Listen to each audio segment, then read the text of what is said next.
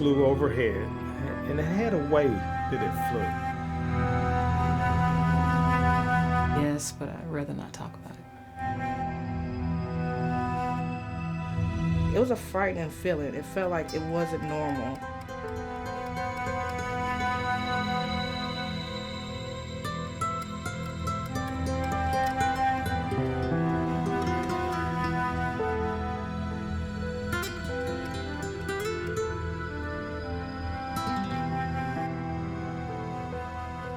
It was around 1967. I was around 8 years old. The first time that I can recall having an interest in anything paranormal. There was a lot of UFO news on the TV, and I can remember running outside onto the back porch and looking up at the sky to see if I could see a UFO. Of course I didn't. And I did a book report on Bigfoot in, I believe, the 6th grade. But in 1977, in August of 1977, I and another person, there were two of us, we saw the typical nocturnal light UFO. It had the falling leaf pattern, and it flew overhead, and it had a way that it flew. And you knew you were looking at something different. But it wasn't until 1985, and it was because of a documentary. Maybe that's what I want to do now in retirement. I retired in February of 2020. UFOs, What's Going On? HBO. And because of that, I eventually joined MUFON. And as an investigator, field investigator. And I specifically let them know that I wanted to get involved in the most far out stuff, which at that time it was alien abductions. I had read the Bud Hopkins books, Yeah, I was ready for that stuff, man. I thought. And the first case that I was briefed on was an abduction case, and it was a real spectacular case. It appeared in a Bud Hopkins book. I think Timothy Good had it in one of his books. It was one of the cases that MUFON had at the time, and it happened in my area, Northeast Texas, and the person actually lived in the same town I lived, which was Longview, Texas, and but the incident happened near Emory, Texas, and it happened near a lake, and it involved levitation, healing. She saw things inside the crowd, and I will never forget when I talked to her ex-husband, a professional person, very intelligent. And I sat there, and when I heard someone sincerely talk about something that I thought I was really ready for, man, my mind was so blown, I could not hardly drive home. I thought I was ready for abductions, and I guess I was, but to hear regular, intelligent people talk about something that's so out of this world. So, you may think you are open-minded about something, and when you're actually confronted with that, it blew my mind.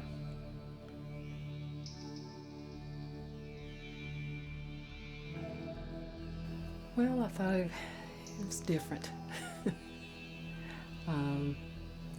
Just getting to know him when I noticed that that was different for me, because I had never really met anybody that was into something like that. So I was a little bit at first a little skeptical, but as I got to know him and I realized and noticed that he was a really good guy, intelligent, and somebody that grew and that I fell in love with.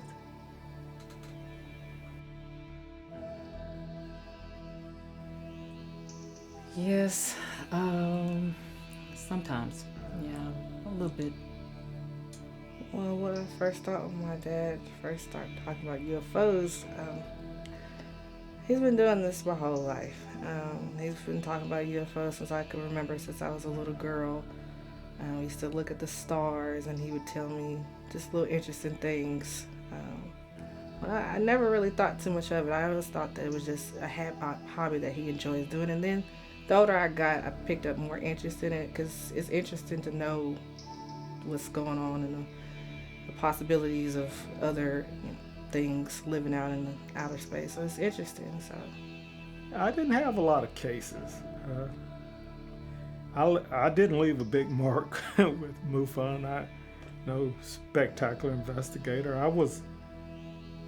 I hadn't been in too long, and the state section director relocated, and he recommended me for the job. So I became state section director for, Gregg, Smith County, Russ County, and Upshur County.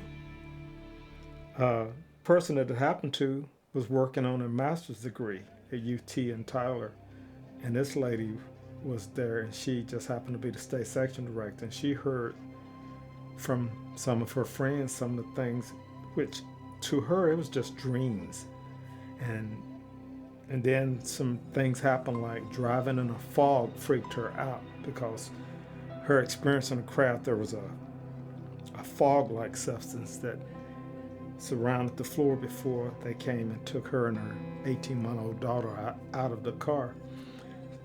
But she had no conscious memories at that time. Well, this state section director, which later on I took her place, which the guy before me took her place, then I took his place. She heard some things about her dreams, and she was put under hypnosis in Garland.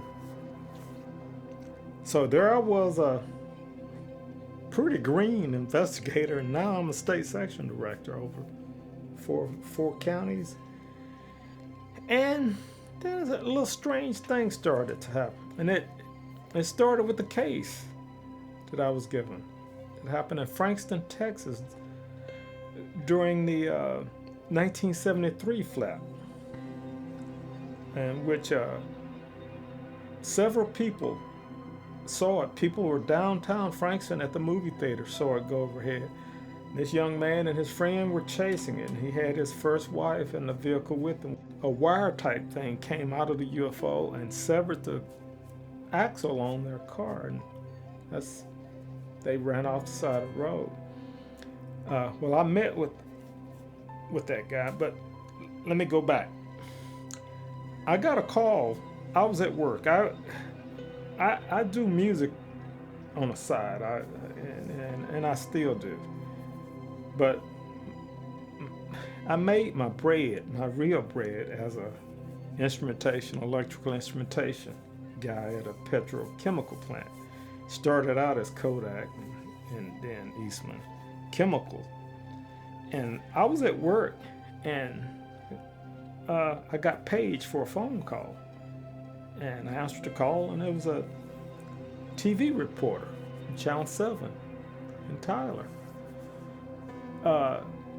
Wanted to talk about, they said that they were doing a special on UFOs, and I said, we had an abduction case in the area, which I got back with them, said she didn't care to discuss it because this person became a school administrator,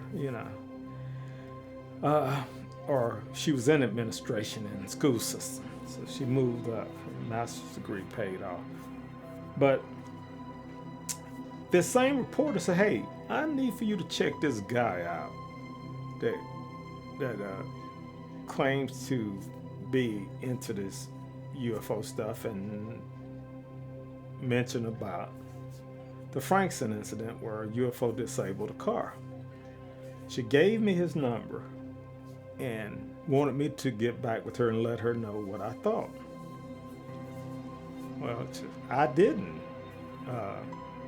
call him that first week, and she called me again. And I said, no, I hadn't, but immediately after that call, I contacted him. And he and I arranged for a meeting at a place. It was called Hofbrauer Steaks at that time on 5th Street in Tyler.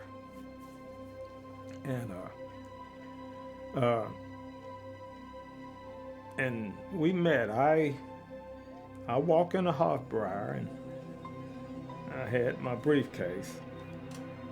And this guy approached me. I guess he could tell that I was the guy I was supposed to meet. He was about a medium height, about 5'8", 5'9", stocky guy. Had a kind of a ruddy red face and had a scar on his face. And the scar was about the width of like what would be made by a 7.62 by 39 round, or 7.62 round, which by 39 would designate it being a round for AK or SKS, Soviet bloc weapon. And so immediately I assumed this guy was a Vietnam vet. But what was also interesting is that there was this taller guy, white-haired, straight-back guy, that was sitting at the bar, and he was kind of constantly looking over at us.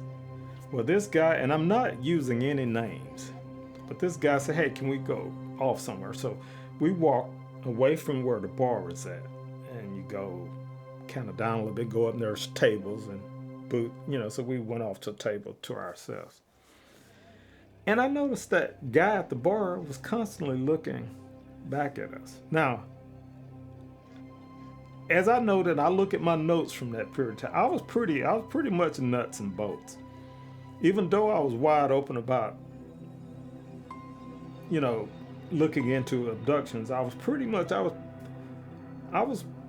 strict. I didn't buy anything, and I was quick to dismiss things. And I kept thinking, oh, they think this guy's a nut. They know he's into UFOs and he's meeting another nut, So, but he and I talked, and, he told me he wouldn't say whether it was the NSA or CIA, but he said he worked with the military intelligence in Laos before, in the late 50s. And I knew that because I like military history, so I knew that, yeah, there was something going on in Laos and Cambodia at that time. And but he would talk, and I had a little micro cassette recorder, and he would reach over and turn it off all the time for certain things. But he told me about his first UFO experience, seeing he saw a fleet of UFOs, I think it was 1948, at a golf course in Tyler. But he also alluded to things like Men in Black and stuff like that. I think in Shreveport, one incident. But, we had that discussion, and I'm still, like, no matter how much you say that you're open-minded about this, we're all skeptics, really. So I'm not totally buying this guy yet. And I don't know if I can now buy it, because what I'm talking about, I'm not trying to make anyone believe something strange. I don't know. These are events that happen. And this is the beginning part of it with this guy. So we had our conversation that day, and he would call occasionally. Well, in 1989, I had talked with Walt Andrews, founder of MUFON, about him, and he had told me the next time I talked to him, see if he could produce his discharge papers from the military. I guess to try to prove actually that he had done what he said he'd done. But I got home from work one evening, and there was a message on the answering machine, and I checked out. He said, "Hey, Dwight, blah blah blah, give me a call, And I called him, and I can swear to this day he answered by another name, but I just cannot be sure about that. But we talked, and he said, "Hey, have you heard anything about the sightings around the military base in Oklahoma?" I said, No, I hadn't, And at this time, I was planning to go to the 1989 MUFON Symposium in Las Vegas. The only symposium I ever went to. Like I said, I didn't make a big mark with MUFON. I was no great, but I was really into it, and Walt Andrews knew that, so he could tell. So he actually really wanted me to do things out of the counties that I was involved with, because I memorized cases like, the wire coming from the UFO that disabled a car in Frankston. Something like that happened in Argentina in the early 60s. But back to the man. He asked about whether, and I said, yeah, I'm gonna go. And he was always, not so much the first conversation, but the conversations that we had after the meeting at Hofbräu, he was wanting to know what I knew about the Lake Fork incident, or the Wood County incident, and that is the incident involving this young lady, which at the time she was a school teacher. She taught school in the Pine Tree School District in Longview. And she had been visiting her parents and just left like in the wee hours, coming back in her car, according to memories that came and what was brought out from regressive hypnosis, that her car was lifted off the ground and entered into a UFO.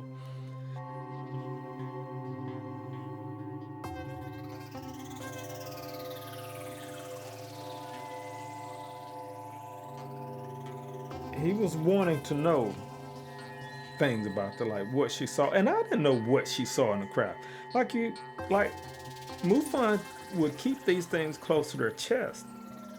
So, if I got it and told a lot of people, then people could lie, and, the information would be kind of, they kept a lot of things close, so that I didn't even know a lot of the things about it. And that case was in my jurisdiction now,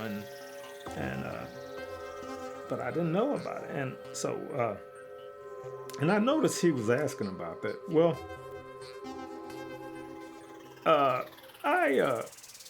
I said, hey, Mr. Andrews, Walt Andrews, had wanted me to see if you can produce your discharge papers. Let us have your discharge papers. And I forget what he said, but it evolved into something else. He made a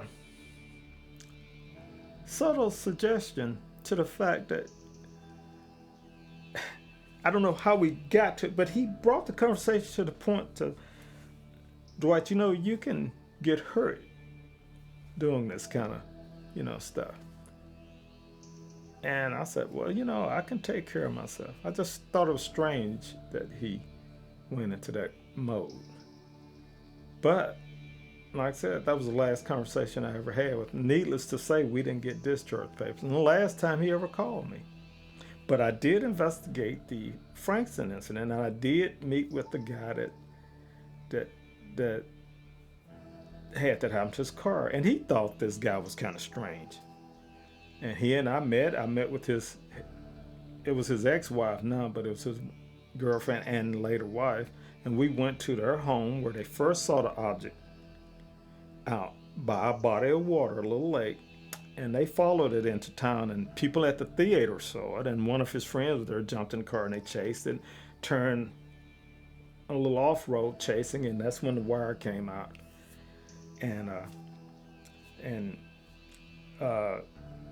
So we wanted the car, which I traced it to a frame repair shop in Tyler, but they destroyed their papers out so long. Last I knew of the car, it was sold in Athens or something like that. I couldn't. But I met with this guy, and I'm not calling his name out, the driver of the car, and his ex-wife. And he told me that he was going to have to go to California, and he was in construction, and he would be back in August.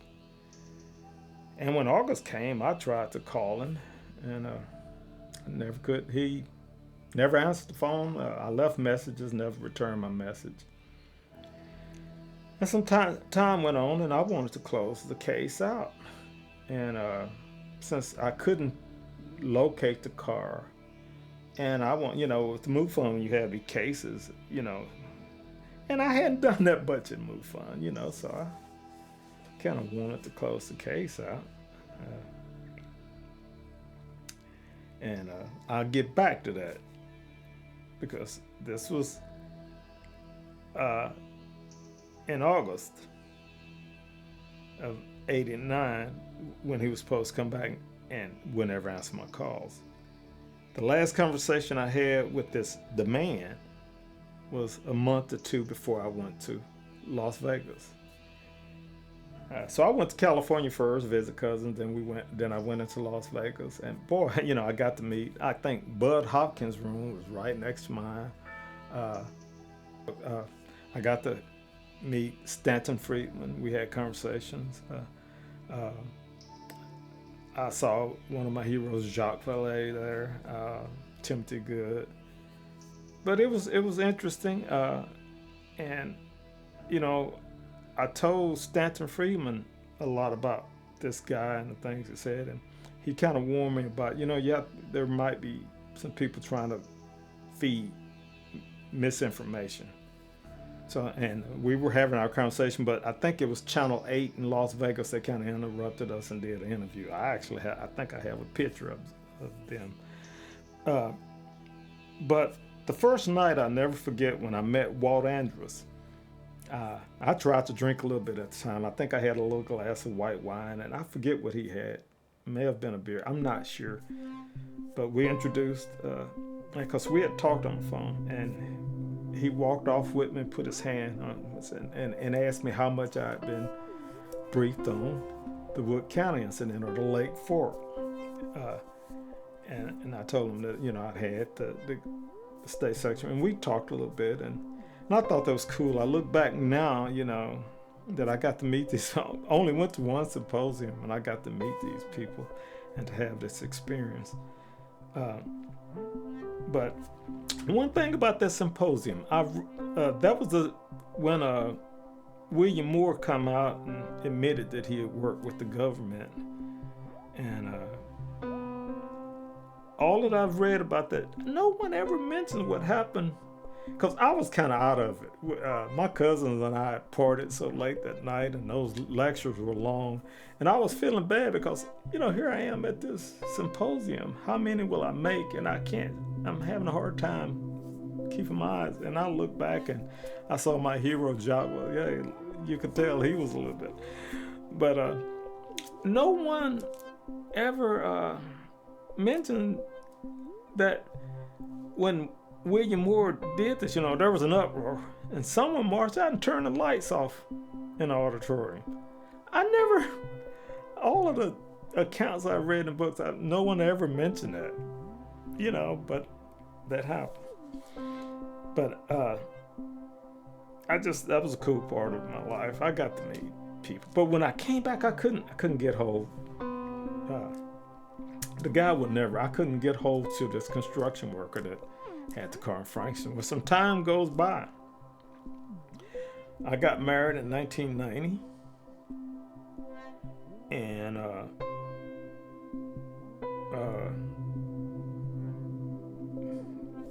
my wife she come from an evangelical family, so she was kind of like this about UFO investigations, But I had a hotline. We rented a house until we bought our home in '92.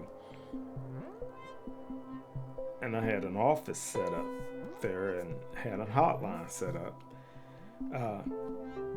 And there were some strange vibes going on at the time, but I never talked to her about this stuff, you know. But I decided to try to close the case out, and I just could not get this guy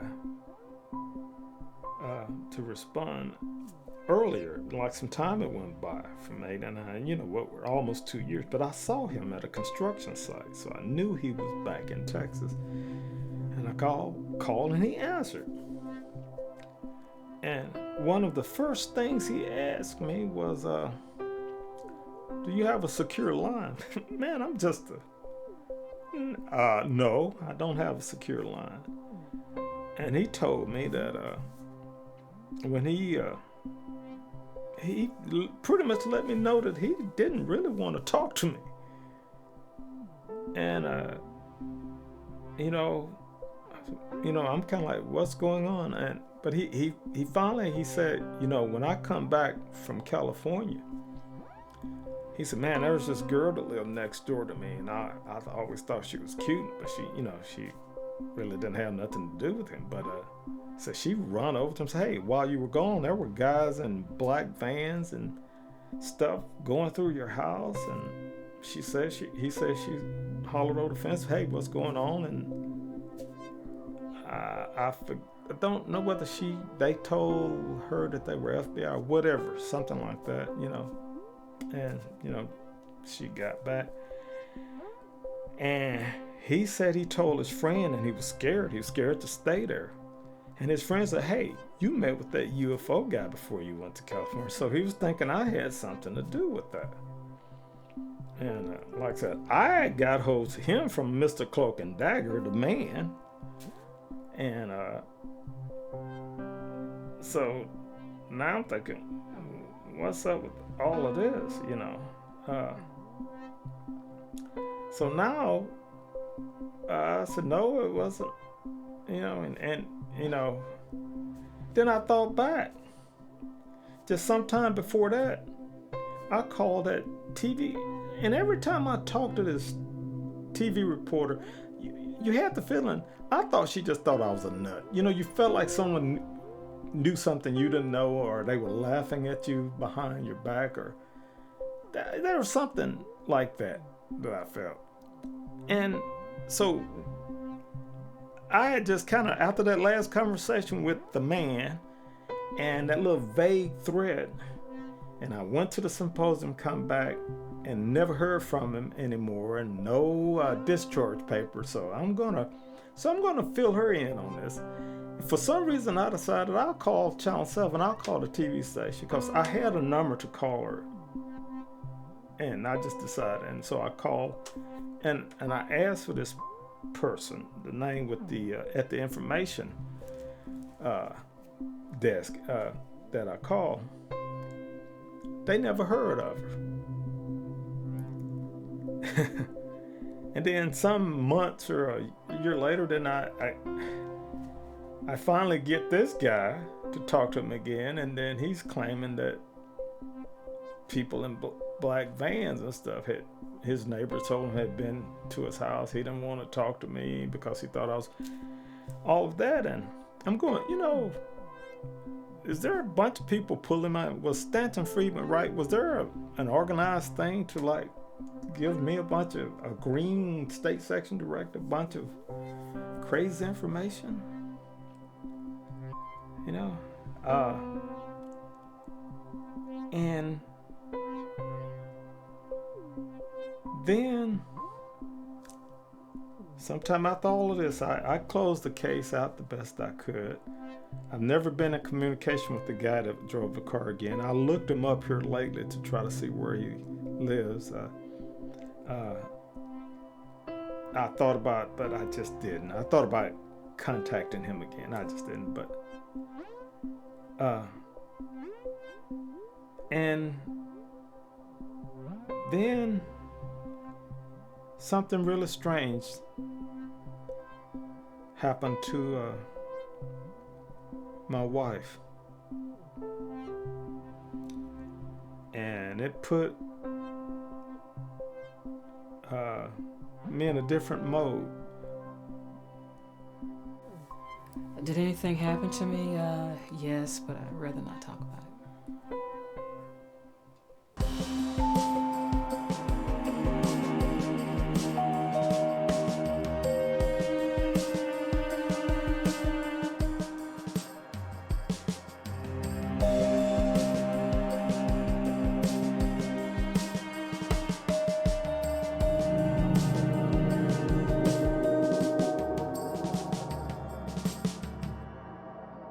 I had just gotten to work at that time. I'm normally gone from my house at around 5:15. I had just got to work, changed clothes, sitting there talking. The phone rang. It was in 1991, and at that time I didn't have a cell phone, and my wife would call the company line, and I got on the phone and she was excited. Better term is terrified, and I had to try to calm her down a little bit and get her to tell me what happened. And because I can't get her to tell this story, I'm trying to tell, so you're going to get what I got. Then I'll try to fill in the details from what she's told me. But it's been 20-something years ago. What, 27 years ago? 28 years ago? 29? It's before my daughter was born. 29 years ago. And she just still can't just really openly talk about it. But she told me that she heard, a boom sound. Like maybe she thought I had come back in the house and had slammed the door. And so she sat there and she felt someone was in the room. And then she realized that she couldn't move. All she could move was her head. She couldn't move. She was paralyzed. And she could see a being. And the way she described it looked like it was in the shape of a being, but it glowed like a nightstick. That little lime green type, the color she described, like a nightstick. And she said there were two more smaller entities with this being. And she couldn't move. And she was frightened to death and couldn't move. The detail that I remember so much, and what got me, I'm sitting there listening to my wife tell me this, and I've heard of this stuff before. She hadn't. Mind you, she's not into this stuff. She's not a MUFON investigator like I was. And I never talked to her about this. She had no interest in this stuff. But she said this one thing that really made me think, because I have heard of this before. She said it made a high-pitched sound. And the way she described it, she said it was like a baby crying. And it got closer toward her, and I can recall her saying it like it went inside her. That's it. That's all I've ever been able to get out of her, and there's no more to that. And she just didn't react to any further questioning. So after all of these years, that's all we've ever known from that. And I was sitting there listening to my wife tell me this stuff that I've heard other people talk about. This was in my house, and I felt a little bad because I have had creepy vibes going on for like a couple of months, but this really hit hard to hear your wife in fear describe something like this, that heavy stuff that I thought I was ready to get into. And I felt a little bad because I felt a creepy vibe for a couple of months or more. But I never told her, never talked to her about it. And of course I wondered, even right before we got married, I thought there was something went on in my apartment, where I heard a boom or something, like someone was it was a duplex. And I even called the cops. It sounded almost like a gunshot. But nothing, And like I said, I hadn't heard back from Mr. Cloak and Dagger. And so I had no real fear. I was taking this. I'm an investigator. I listen to data, I wasn't creeped out, really. And my wife had no interest in it. But now I'm hearing her describe a boom sound, 3 entities coming in the room. One of them, the taller one, looked like a being made out of light, I think she said that light, she said a nightstick, and 2 smaller beings, and this high pitched sound, like it went inside her, and that's it. And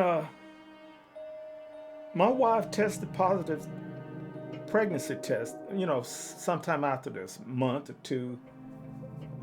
Like I said, my daughter was born in 1992, July of 92. So it was not, and I've wondered since, was she pregnant at the time? But here I am at work. My wife is an hour away, because it was an hour drive for me. That's why I left so early, describing this. So I kind of gave her a salty lie. I said, hey, that was just a dream. Tell you what, get a tape recorder and describe what happened to you. I've heard that'll really make you relax and calm down, and just do that. Actually, I was being the investigator with my wife in a subtle way. And so she did that. She was terrified. That, along with my disdain for the politics of paranormal investigation, like I said, I was beginning to sour with being a part of an organization. And this incident pushed me a little bit further, so I eventually just faded out of MUFON. And eventually faded out of having an interest in these sort of things.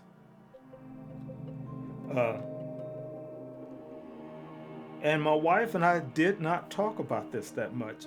Years later, around 2015 or 2014, 2015, she woke up with 3 scratch marks on her chest. There's still a scar, a small scar there. And she immediately told, hey, look, I didn't say anything to her that I had heard about that before. Happening to abductees. And it was maybe a year or so after she told me, I told my sister about it. She overheard it and she freaked out again. Because I did not really want to tell her that. And something else too, the description of that being sounded familiar to me too. The one that looked like the nightstick. And I thought about it, Betty Andreassen's story. And I had the book and I opened up and saw the drawing she made of it. And at that time, in 91, I'm going back to 91. I'm sorry to bounce so much. There's so much information here to try to disseminate. But she had a drawing of this. And I looked at it and said, man, that's a lot like what my wife described. And I had it on my desk in my office. Some way she went in there and she saw that, and that freaked her out too. So needless to say, here in 2020, she still won't get in front of this camera and tell the story. I tried. I really wanted her to, but she won't. So to the best of my ability, I tried to tell that, what happened to her. But that changed me in my investigating mode, that along with the other problems I had. So over time, I backed out. and even lost interest for a while. Not fully. And like I said, there's so much of the same information comes about in this field, gets a little mundane. You hear the same thing. Around 2008, 2009, I began to get a little bit interested again. Even thought about becoming an independent investigator. But I will investigate just enough to try to get on film or on a podcast the information. But at that time, I thought about getting back into it. I was working on a song that I had started. I think for my second CD that I released in 2006, but I didn't. And it was called Ancestral Call. And so I revived it for this next album, which with the process of everything went on, I had taken a picture of an alien head, and it was called Paradigm Shift. And the experiences I had while I was tracking that album made me change the overall meaning of the album. And now I'm thinking about getting back into investigating at this time also. Well, while I'm recording the Native American flute for the song Ancestral Call, I had this overwhelming enlightenment type feeling. Just came in, and it was like images just zooming through my head. And for about 6 months, there was a strangeness that I felt like I was being watched. My senses I could hear like my neighbors talking in the house in my kitchen. It started, my wife and I were teasing each other one time. She was and saying things to each other. She was on the other side of the house. She said something and I yelled back, and she came and said, "No way you heard me say that." I was at work one time and someone made a snide remark about me. I was going out the door about 80 feet away, and he made this comment to another person, and I heard it, and it would always sound like it's right next to my ear. Sometimes I would see people talking about me and go around a corner and see them. It was strange. And then I felt like something was watching me at home. I almost, man, am I going crazy? There were sometimes I was paranoid and would get a pistol and lay it by the nightstand.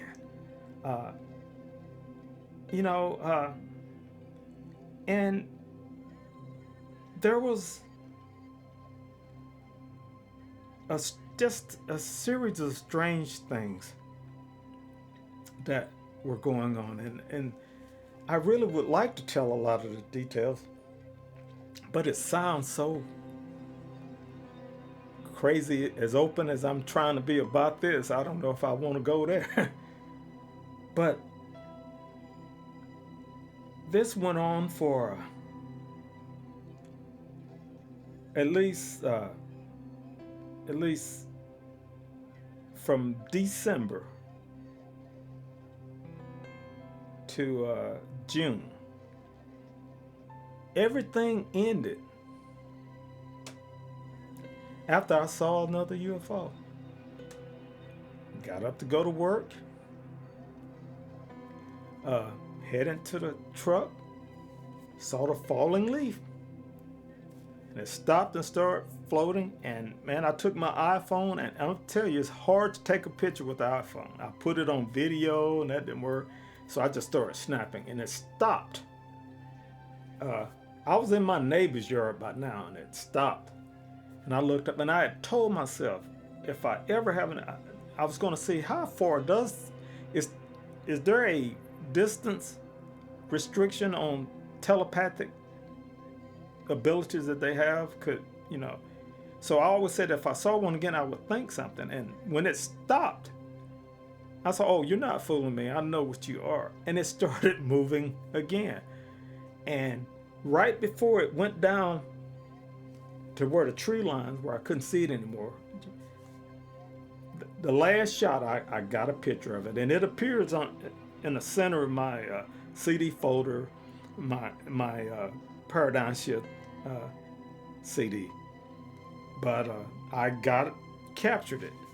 And it may have been a day or two later. I'm not exactly sure whether it was that exact day or a day or two. I realized that creepy feeling and all of that funny feeling I had, and hearing that voice in my head saying that they were here, I let that slip. That was crazy. All of that stopped, and there were residual things that happened in the following years, but it was spaced out.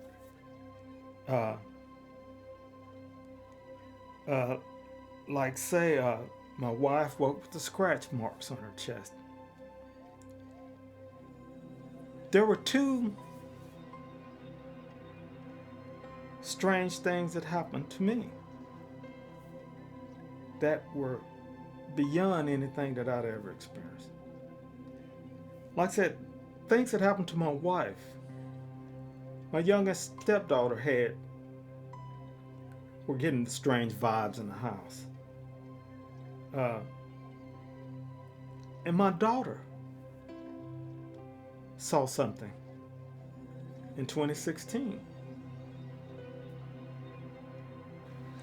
Oh, what I saw was, I believe it was on September 5th, 2016, around 12:25 at night. I was coming from the kitchen and I was going to my bedroom, and I opened the door.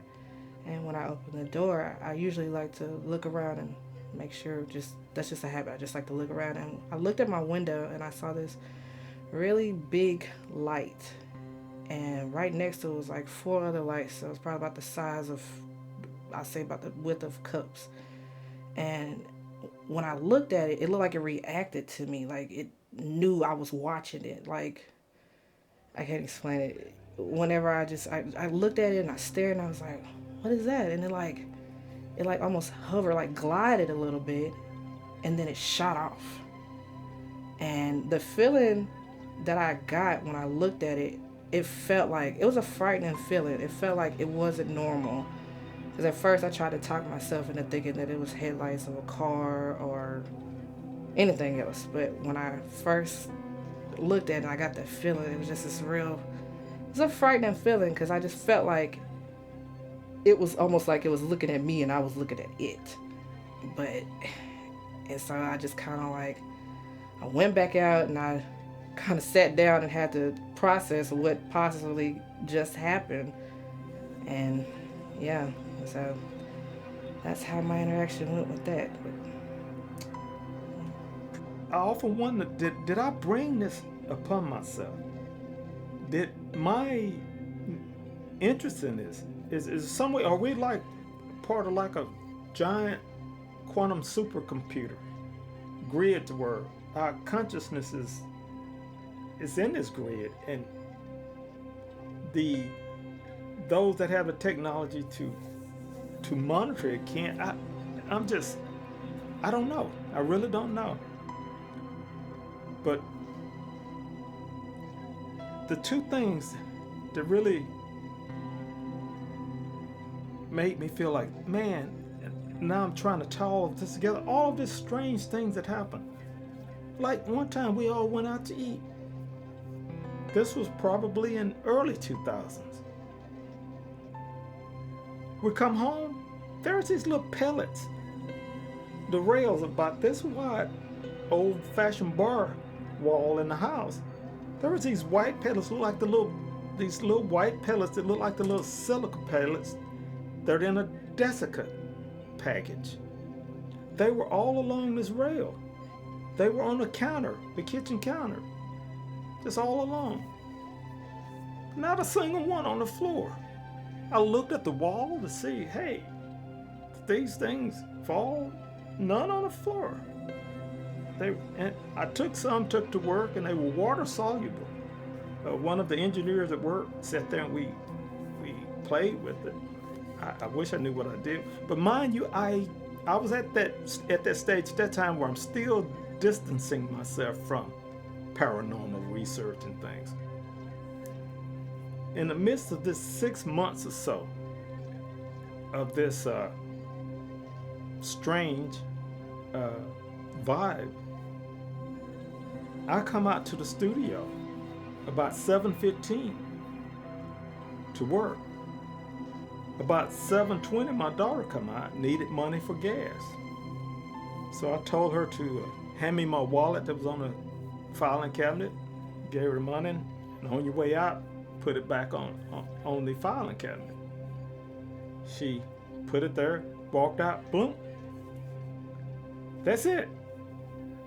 My next memory is at 10 minutes before 2, 1:50 a.m. in the morning. I was inside my house, my upper body on the floor, my legs on the couch. I have no memory of anything from my daughter leaving the studio around 7:25 p.m. and me waking up in the house at 1:50 a.m. And mind you, you have to walk across the patio to my house. The studio is not within the house. It's really detached from the house. You have to walk across the patio to come to my studio. I have no memory. To this day, I have no memory of what transpired from 7:25 p.m. to 1:50 a.m. But when I became cognizant, it was 1:50 a.m. and my upper body is on the floor, my feet are on the couch. I mean, you could say I fell asleep and sleep walked into the house and fell off the couch. I just, I get back, I pull out Occam's razor on occasion. And this is one time to come up with something that makes sense takes a little bit more trouble. That I sleepwalk, fall asleep real quick, sleepwalk into the house, walk across patio, open one door, walk across patio, open another door, walk in the house, and either laid on the couch and upper body fell on the floor. And is that what woke me up?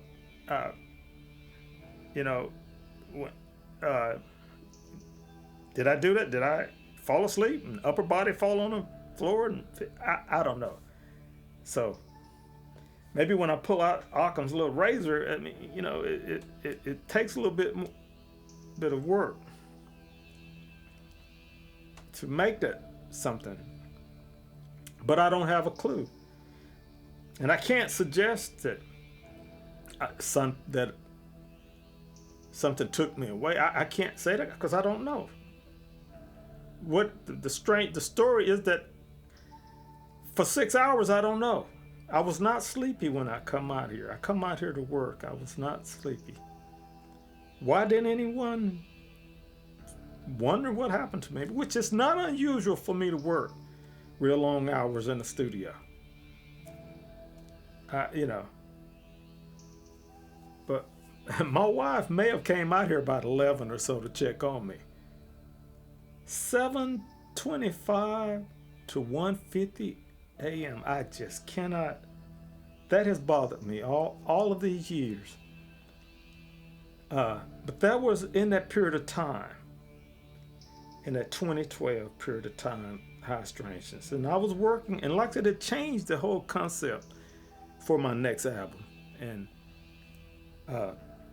like I said, a picture of the UFO I took, I put in the album. Like I said, that strange incident started me to think things. Why not?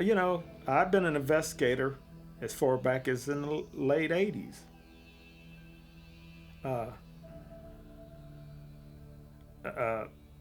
And then what happened to my wife in 91? Yes, I felt like maybe I brought something on there. Or was there always something with my wife? Or did I bring? I don't know. I have no definitive answers for any of this. But that bothered me. It made me think. And like I said, from some time after I took that picture of that UFO, within a day or so, all of this high strangeness and this,